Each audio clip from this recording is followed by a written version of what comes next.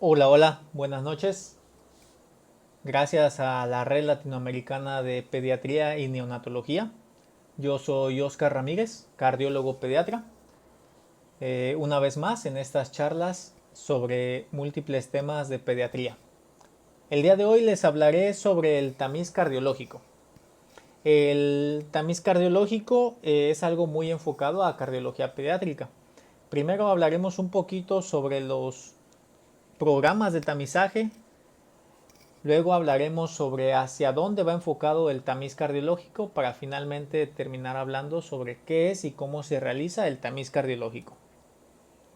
Los programas de tamizaje se conocen desde hace muchísimos años, décadas tienen. Su objetivo es identificar de manera temprana a los pacientes portadores de alguna enfermedad. De acuerdo a la enfermedad, a darles el tratamiento disponible para que una intervención temprana prevenga todas las consecuencias o todas las secuelas. Existen múltiples programas de tamizaje. El más conocido probablemente a nivel pediátrico es el tamizaje metabólico, que abarca 5 o 6 enfermedades de acuerdo al programa de cada país. Todos lo conocemos. Se toma una muestra del talón del bebé, se coloca en papel filtro y posteriormente se manda a analizar. Ha resuelto múltiples enfermedades. Sin embargo, no es el único. Puede ser realizado en cualquier población, no solamente en los neonatos. Nos enfocamos mucho en los neonatos porque somos pediatras, ¿verdad? Sin embargo, recordemos que el tamizaje puede ser tan variado como el hecho de lo que la población requiera. El caso de Japón, donde es muy común el cáncer gástrico y donde se realiza tamizaje de cáncer gástrico. Pero en nuestras mismas poblaciones vemos que existen algunas patologías que si se detectan de manera temprana puede prevenirse todas las secuelas y todas las complicaciones que tengan, llámese sea de mama, sea de cervix. En el caso del neonato, que es lo que nos vamos a abarcar el día de hoy, tenemos que ya no solamente hablamos del tamiz metabólico que todos realizamos, sino que ya muchas instituciones están incluyendo el tamiz metabólico ampliado. Más de 50 enfermedades pueden analizar igual mediante una sola punción. Dentro de nuestro país de México, la Cartilla Nacional de Salud incluye un tamizaje para la atresia de vías biliares, esto a través de la identificación del color o falta de color en la popó. Conocido ya y aceptado en muchos países está el tamiz auditivo, el tamiz audiológico, también realizado en la población neonatal. Sin embargo, el día de hoy lo que nos compete es hablar del tamiz cardiológico. Tengo la fortuna de decir que en México está aprobado que el tamiz cardiológico pertenezca a toda esta gama de enfermedades que deben de ser realizadas en un paciente neonato. En todo paciente que nace vivo en México debe de realizarse. En el caso de otros países, recordemos que seguimos mucho guías americanas y de ahí se modifican varias guías de nuestros países. En el caso de Estados Unidos lo tienen presente el tamiz cardiológico desde el 2011. Eh, Puse esta imagen, sin embargo, creo que no me dejarán mentir. En la mayoría de las instituciones en México no se realiza el tamiz cardiológico. Incluso dentro del medio privado encontramos que hay muchos hospitales que ofrecen tamiz audiológico, tamiz metabólico ampliado, pero no ofrecen el tamiz cardiológico. Y básicamente esa es la intención de esta charla, dar a conocer la importancia del tamiz cardiológico, para que cada vez evitemos las consecuencias que puede ocasionar no tener un adecuado tamiz cardiológico. El tamiz cardiológico está pensado para aquellas cardiopatías congénitas críticas. Detecta las cardiopatías congénitas críticas. No todas, solo estas. ¿Qué es una cardiopatía congénita crítica? Es aquella que amerita una intervención temprana, es decir, en cuestión de días. En caso contrario, puede ser de resultados fatales. ¿Por qué?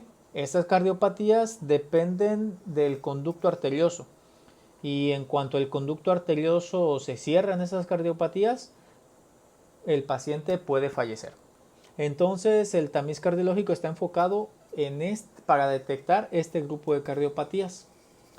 Si recordamos un poco la clasificación de cardiopatías congénitas, encontramos que la manera más clásica que tenemos es clasificarlas en cianógenas y acianógenas, flujo pulmonar aumentado, flujo pulmonar disminuido. Sin embargo, vemos que las cardiopatías congénitas críticas se salen un poco de esta clasificación fisiopatológica. Tienen múltiples nombres. La Sociedad de Cardiocirugía le llama cardiopatías severas incompatibles con la circulación postnatal. Otra forma de clasificarlas es cardiopatías congénitas críticas y también les llamamos cardiopatías ductodependientes. Les hablaré un poquito primero sobre las cardiopatías congénitas críticas. ¿Cómo se presentan? Usualmente es un neonato que nace con muy buen estado general, que no tuvo ningún problema durante el desarrollo, es decir, durante el embarazo fue normoevolutivo, no presentó ninguna complicación, nace de buen peso, nace con buen Apgar, nace clínicamente sano, completamente asintomático, buena succión, buen estado general y se va de alta a su casa y hasta después de varios días, semanas incluso, es decir, cuando el conducto arterioso comienza a cerrarse debido a los cambios en las resistencias vasculares pulmonares, es cuando el paciente empieza con sintomatología. ¿Y cómo va a ser esta sintomatología? Con una cianosis profunda o también se puede presentar la sintomatología con un claro estado de choque por hipoperfusión. Es entonces aquí donde cobra relevancia el tamiz cardiológico.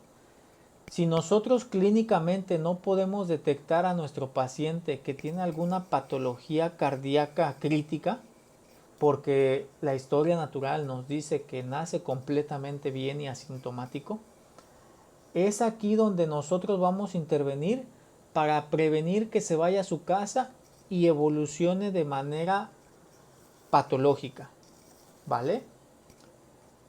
Queremos prevenir que nuestro paciente llegue a nuestro servicio en estas condiciones: completamente chocado, hipoperfundido. Observemos que este paciente está pálido a más no poder. Un paciente neonato no debe de estar pálido. Si un paciente neonato está pálido, es una patología cardíaca hasta no demostrar lo contrario. Es un franco estado de hipoperfusión, por no mencionar la cianosis importante. Rápidamente hablando un poquito sobre cardiopatías congénitas críticas, podríamos clasificarlas de acuerdo al conducto arterioso. Es decir, si dependen del conducto arterioso para que la circulación y la vida se mantenga, podríamos hablar de aquellas en las que existe una obstrucción al lado izquierdo del corazón y entonces son flujo sistémico dependientes, o aquellas en las que está obstruido el lado derecho del corazón y son flujo pulmonar dependientes.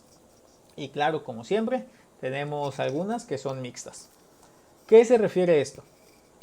Hay algunas patologías en las que la circulación del lado izquierdo está obstruida. Recordemos cómo funciona el corazón postnatal. Llega la sangre del lado derecho desoxigenada, pasa del ventrículo derecho a la circulación pulmonar desoxigenada, los pulmones la oxigenan, la regresan oxigenada al lado izquierdo y el lado izquierdo la manda oxigenada hacia la aorta y a la circulación sistémica. Por eso, cuando nosotros tomamos la saturación en cualquier vaso de la circulación sistémica, siempre debe ser una saturación mayor a 95%. En las patologías que tienen, en las cardiopatías que tienen alguna obstrucción al lado izquierdo, por ejemplo, la interrupción del arco aórtico, obviamente la sangre sale por la aorta y ya no va a poder pasar del callado aórtico. porque el arco aórtico está interrumpido o interrupto. Lo mismo sucedería con una coartación aórtica crítica. Puede ser también una estenosis aórtica crítica, donde ya no pueda ser posible que la sangre pase del ventrículo izquierdo hacia la aorta por la estenosis aórtica crítica tan grave. O incluso puede haber algunas patologías en las que el ventrículo izquierdo no se forme adecuadamente, y si no hay un ventrículo izquierdo que empuje la sangre hacia la aorta, obviamente no va a pasar sangre hacia la aorta. Si no pasa sangre hacia la aorta, los resultados son fatales. Es por eso que estas patologías son flujos sistémicos dependientes, es decir, necesitan un conducto arterioso para que el lado sistémico reciba sangre. Existen patologías en las que es el lado derecho el que está obstruido. Puede ser una atresia pulmonar en la cual la válvula pulmonar no se formó y por lo tanto no puede pasar sangre del ventrículo derecho a los pulmones.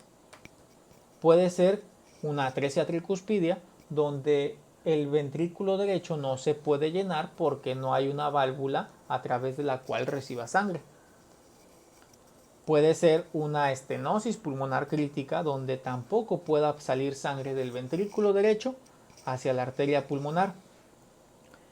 En cualquiera de estos casos, si los pulmones no reciben sangre, ocurre lo mismo que si los pulmones no recibieran aire. Resultados fatales. Es por eso que estas patologías dependen del conducto arterioso para recibir sangre del lado que están obstruido. Tenemos el caso en medio, por ejemplo, de una atresia pulmonar.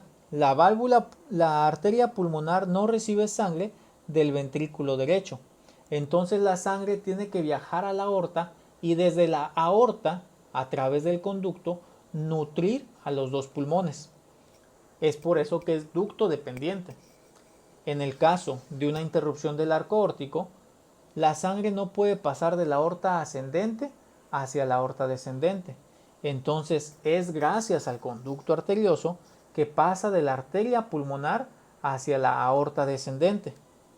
O en el caso del ventrículo izquierdo hipoplásico, donde no existe VI, o bueno, está muy subdesarrollado, y tampoco la aorta ascendente está desarrollada, estos vasos supraórticos e incluso el flujo coronario depende de que la sangre llegue a través del conducto arterioso que trae sangre desde la arteria pulmonar. Estas son las cardiopatías ductodependientes. Como su nombre lo dice, dependen del conducto. Si el conducto deja de existir, si el conducto se empieza a cerrar como es lo fisiológico, entonces los resultados son muy malos. Existen múltiples tipos de conducto arterioso y no podemos hablar que estas patologías se van a presentar al primer día, al segundo día, al tercer día, a la tercera semana. Sin embargo, en algún punto estas patologías necesitan que se corrijan. Tenemos muchos tipos de conductos arteriosos pequeños, conductos arteriosos tortuosos, conductos arteriosos muy chiquitos, ¿vale? Y entonces es por eso que la presentación clínica puede variar desde un paciente completamente asintomático hasta un paciente en francos datos de choque. ¿Ok? Entonces para eso nos va a servir el tamiz cardiológico neonatal, porque independientemente de, aunque nosotros veamos al paciente clínicamente sano, el tamiz cardiológico nos va a ayudar a identificar a estos pacientes que sí tienen alguna cardiopatía ductodependiente. El tamiz cardiológico se pensó o está creado para detectar las 7 cardiopatías críticas más comunes. Son 7 cardiopatías las cuales detecta el tamiz cardiológico. Veremos que puede detectar muchas más, pero se pensó para 7. Ese es el tamiz cardiológico. El tamiz cardiológico consiste en utilizar un oxímetro para saturar a nuestro paciente. Saturas al paciente y de acuerdo a los resultados puedes tener un tamiz positivo o un tamiz negativo. Así de sencillo. Todo lo que necesitas es un oxímetro y saturar al paciente. Si el tamiz te sale positivo, tienes que mandar al paciente a que lo vea un cardiólogo pediatra para que se diagnostique aquella cardiopatía y de acuerdo a su cardiopatía planear el tratamiento correctivo. Si el tamiz sale negativo, el paciente puede ser dado de alta a su casa. Este año, en julio de este año, se realizó una actualización al tamiz cardiológico. Es por eso que no me detuve mucho en la imagen anterior. Esta actualización se realizó debido a que ha habido grandes avances. El tamiz cardiológico se implementó por primera vez, de acuerdo a las guías de la Asociación de Pediatría, en el 2011. Y a lo largo de estos 9 años se han realizado grandes avances. Gracias a la gran difusión que ha tenido el tamiz cardiológico en todo el mundo, no solamente en nuestros países, sino en todo el mundo, gracias a los múltiples estudios que se han hecho sobre el tamiz, se ha podido mejorar este tamizaje cardiológico. Y gracias a las mejoras se han emitido nuevas recomendaciones que permiten mejoras en el tratamiento y en la detección. Son pocas realmente las mejoras, pero bastante importantes, ¿vale? Les dejo las mejoras, lo van a entender mejor. Incluso probablemente ustedes, es importante que se lo mencione de una vez, que ustedes van a escuchar probablemente de nosotros mismos, porque hace unos meses recomendábamos otras cosas, ¿vale? Que debe de ser después de las 24 horas de nacido, pero no, lo puedes realizar desde antes de las 24 horas de nacido. Antes se recomendaba 2 veces tomar la saturación y después de 2 veces otra vez tomar la decisión. Actualmente se dice que no necesitas hacer una segunda evaluación oximétrica. Y último punto, pero no por eso menos importante, antes manejaban que la saturación de oxímetro debía ser más de 95% en la mano o en el pie. Actualmente no. Tiene que ser mayor a 95% en la mano y en el pie, ¿vale? Lo vamos a ir desglosando poco a poco. Lo único que se necesita para realizar el tamiz cardiológico neonatal es un oxímetro que se coloque en la mano derecha del paciente y en alguno de los 2 pies. Es todo lo que se necesita. Existen directrices sobre cuáles oxímetros son los más exactos. Sin embargo, no se detengan a esperar a tener un oxímetro de alta calidad recomendado por la FDA. Cualquier oxímetro que ustedes tengan disponible puede ser usado para realizar el tamiz cardiológico neonatal. Incluso no es necesario que tengan 2 oxímetros para poner simultáneamente en la mano y en el pie. Con un solo oxímetro pueden realizarlo en la mano y al minuto siguiente tomar la saturación en el pie. Es muy sencillo, lo único que se necesita es colocar un oxímetro en la mano derecha y en alguno de los 2 pies. Oxímetro en la mano derecha y en alguno de los 2 pies. ¿Vale? Así de sencillo. Este es el nuevo algoritmo recomendado. Les digo, salió este año, apenas en julio de este año. Entonces este es el nuevo algoritmo. Y hay 3. Un tamiz que sale negativo, es decir, que el paciente pasa el tamiz o que el paciente falla al tamiz. Y hay una zona gris, donde si existe una zona gris, tienes que volver a realizar el tamiz y puede que el paciente pase el tamiz o puede que el paciente no pase el tamiz. Desglosémoslo poco a poco. Tiene que ser, obviamente, nuestro paciente recién nacido, ¿vale? Les recuerdo, las guías previas recomendaban que fuera entre las 24 y las 72 horas o antes del egreso. Ya se vio que no. Incluso si tú quieres dar de alta a tu paciente ese mismo día que nació, no pasa nada, puedes hacer del tamiz antes de las 24 horas de vida. No es necesario que te esperes a que tenga más de 24 horas de vida de nacido. Entonces, nuestro paciente antes de su egreso, nuestro paciente recién nacido, le tomamos la oximetría en la mano derecha y en alguno de los 2 pies. Puede haber 3 opciones posibles. La primera opción, que la saturación sea menor o igual a 89% en alguno de los dos sitios.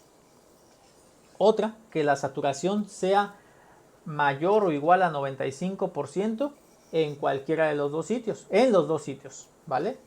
O que caiga en una zona gris, que la saturación sea entre 90 y 94% o que exista alguna diferencia entre estas dos mediciones mayor al 4%. Eso se llama cianosis diferencial. De acuerdo a lo que salga en nuestro tamizaje, vamos a declarar a nuestro paciente como un tamiz positivo o un tamiz negativo.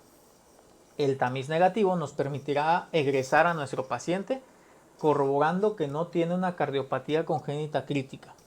El tamiz positivo necesitamos mandarlo con un cardiólogo pediatra para que lo valore, lo diagnostique e implemente el tratamiento adecuado. Si nuestro paciente cae en la zona gris o existe una cianosis diferencial, deberemos repetir nuestro tamiz.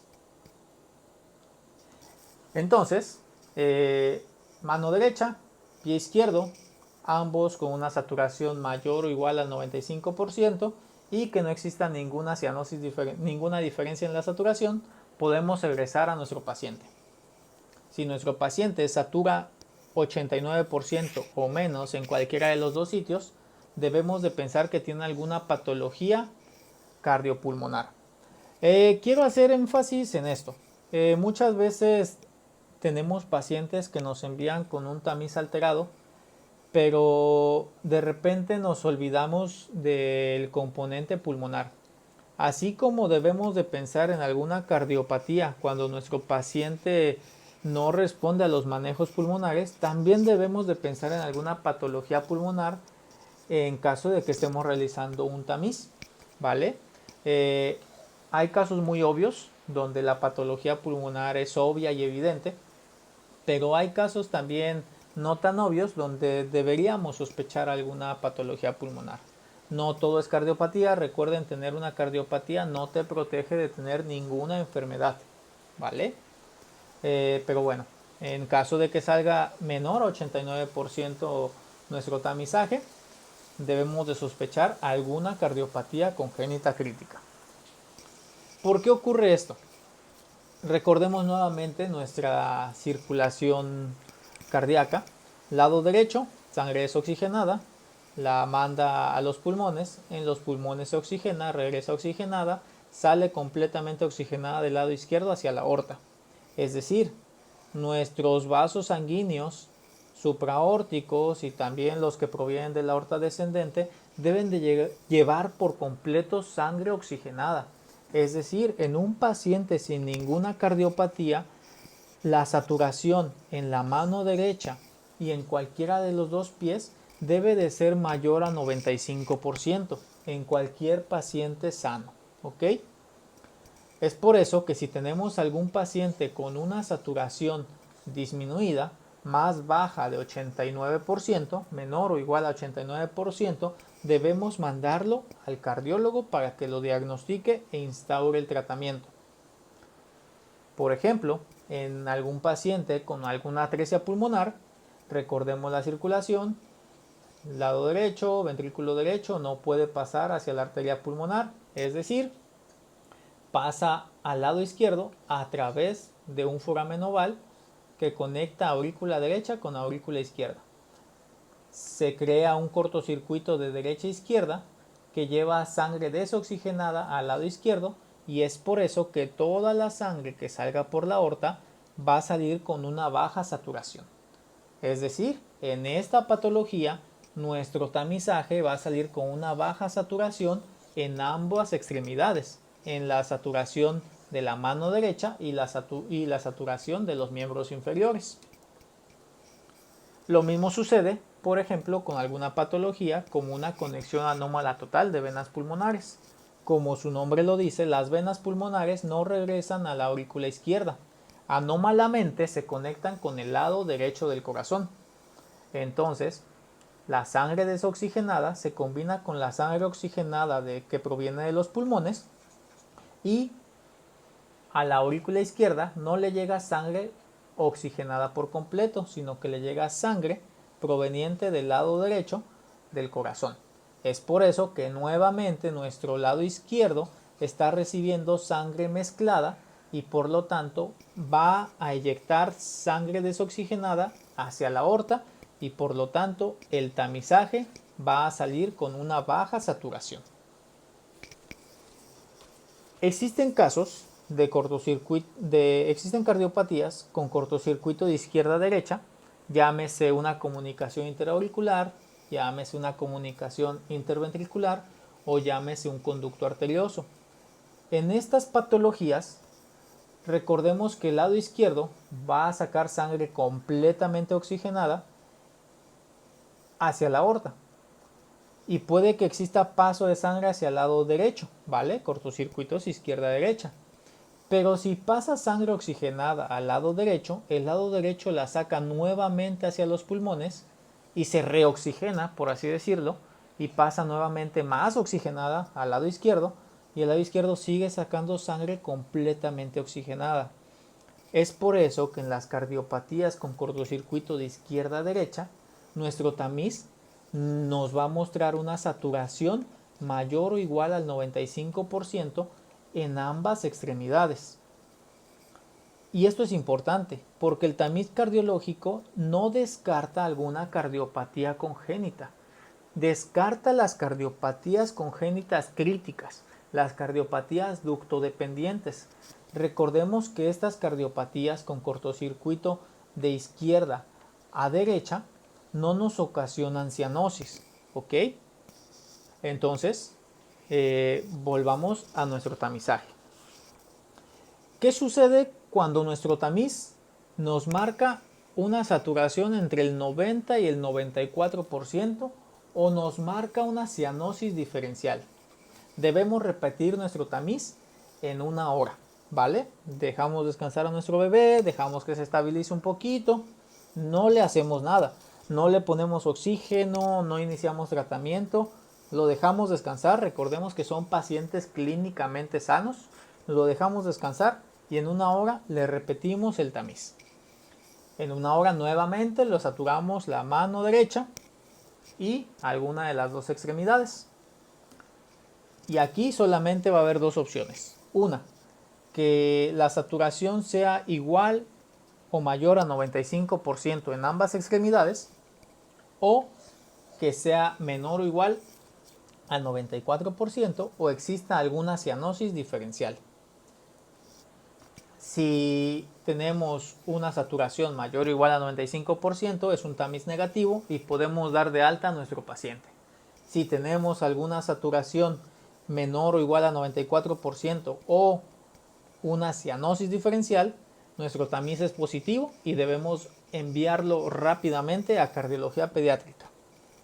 Entonces, nuestro paciente que teníamos previamente con una saturación de 93%, nos damos cuenta, gracias al tamiz cardiológico, que tenemos una cianosis diferencial.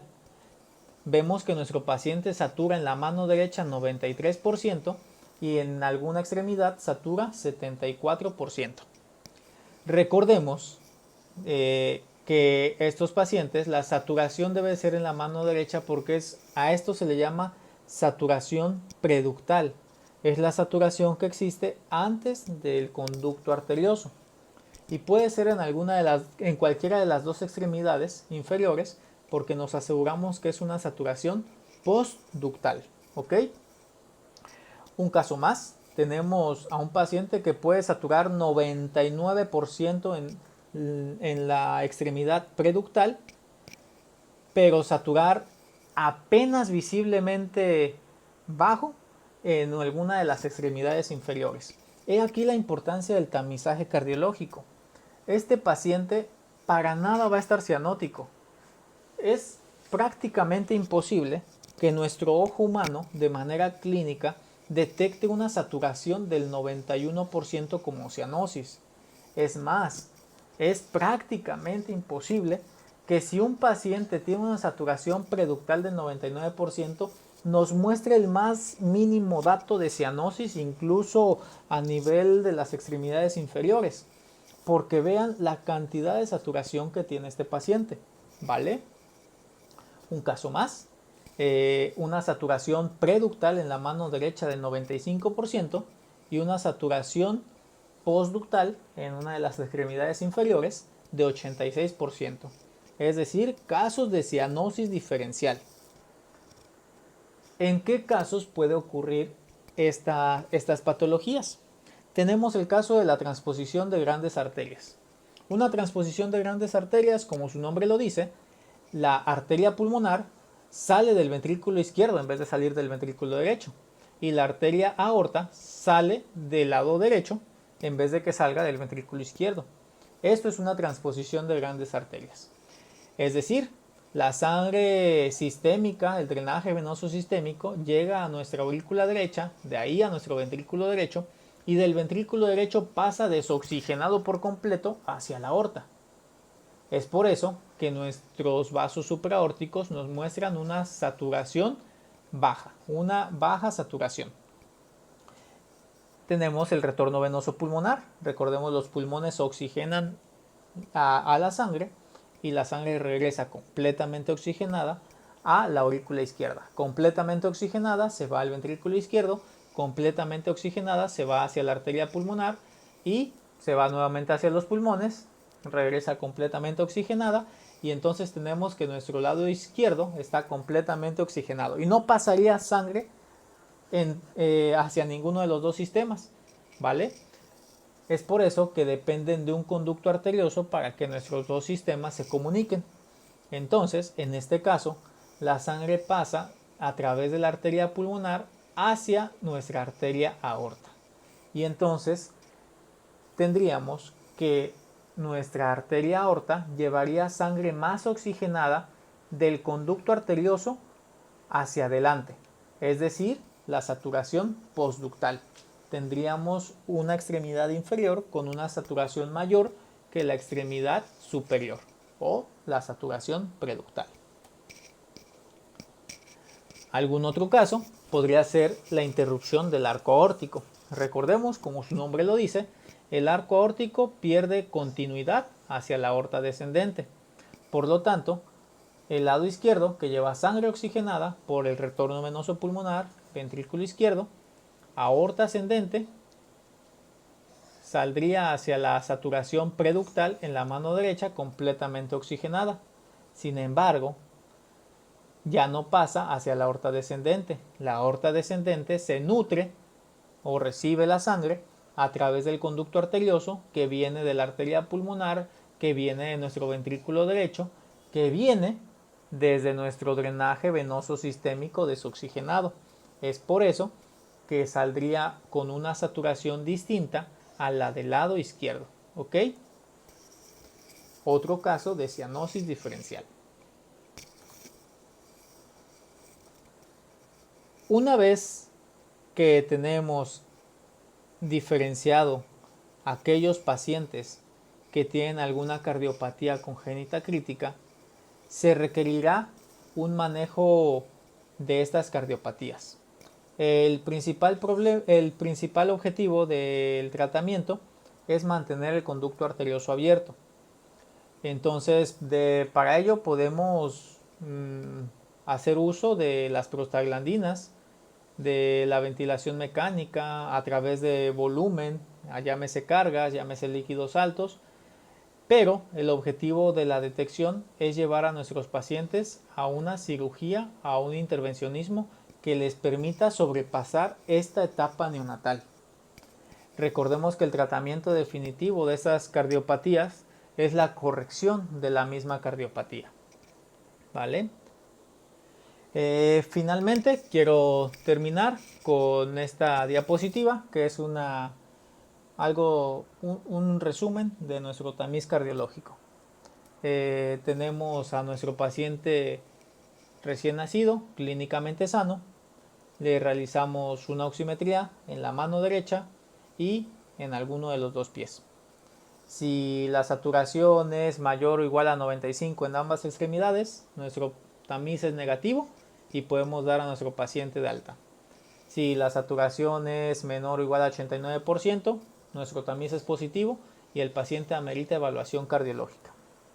Si está en la zona gris o existe alguna cianosis diferencial, debemos repetir el tamiz en 1 hora. Si el tamiz es mayor a 95% en ambas extremidades, es negativo y podemos dar de alta a nuestro paciente. Si el tamiz, si la oximetría es menor o igual a 89% en cualquiera de las dos extremidades o tenemos la presencia de cianosis diferencial, tenemos un tamiz positivo y nuestro paciente amerita evaluación por cardiología pediátrica. Puntos claves es que debemos de corroborar la oximetría. Debe de ser una oximetría adecuada, es decir, debe tener una buena curva oximétrica y la frecuencia cardíaca debe correlacionarse con la clínica. No podemos tener una oximetría de 50% y con una frecuencia cardíaca de 300, ¿verdad? Porque recordemos que los oxímetros funcionan con los pulsos, con el llenado capilar. Entonces, para que sea una buena oximetría debe de ser con una frecuencia cardíaca compatible con la que esté teniendo nuestro paciente. Recordemos también que un tamiz negativo no descarta todas las cardiopatías congénitas, solamente descarta aquellas cardiopatías congénitas críticas, aquellas que ameritan algún tratamiento intervencionista o quirúrgico en los primeros días o semanas de vida, ¿vale? Entonces les dejo esta imagen del tamiz cardiológico, espero lo practiquen a lo largo de todos sus centros. Recuerden, no es necesario esperarse 24 horas, lo pueden hacer en cuanto vayan a dar de alta a su paciente, en las primeras 12, en las primeras 24, a los 2 días, a los 3 días, pero debe de ser realizado. Recuerden seguir a la Red Latinoamericana de Pediatría. Nos quedamos aquí para responder dudas o preguntas en cuanto al tamiz.